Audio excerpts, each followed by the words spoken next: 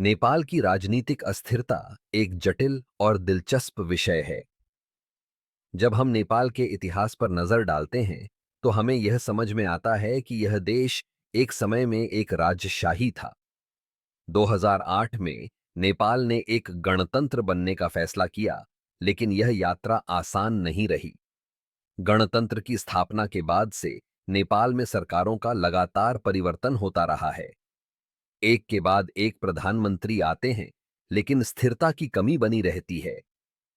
यह स्थिति न केवल राजनीतिक नेताओं की अस्थिरता का परिणाम है, बल्कि यह भी दर्शाती है कि राजनीतिक दलों के बीच आपसी संघर्ष और असहमति कितनी गहरी है। युवाओं की निराशा इस अस्थिरता का एक बड़ा कारण है। जब हम देखते हैं कि युवा पीढ़ी अपने भविष्य के लिए संघर्ष कर रही है, तो यह स्पष्ट होता है कि वे बेहतर अवसरों की तलाश में विदेशों की ओर बढ़ रहे हैं।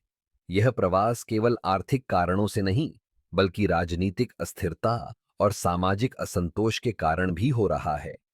विदेशी हस्तक्षेप भी नेपाल की राजनीति में एक महत्वपूर्ण भूमिका निभाता है।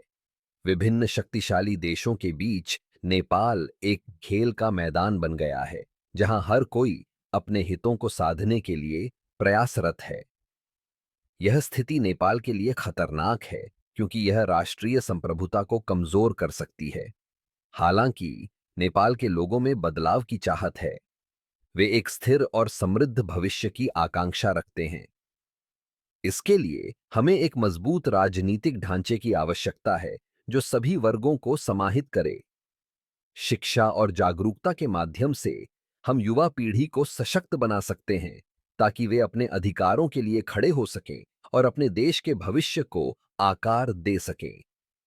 संक्षेप में, नेपाल की राजनीतिक अस्थिरता एक चुनौती है, लेकिन यह एक अवसर भी है। यदि हम मिलकर काम करें, तो हम एक ऐसा नेपाल बना सकते हैं जहां हर नागरिक को अपने सपनों को पूरा करने का मौका मिले। यह केवल एक राजनीतिक परिवर्तन नहीं, बल्कि एक सामाजिक और आर्थिक परिवर्तन की भी आवश्यकता है। हमें एकजुट होकर इस दिशा में कदम बढ़ाने होंगे।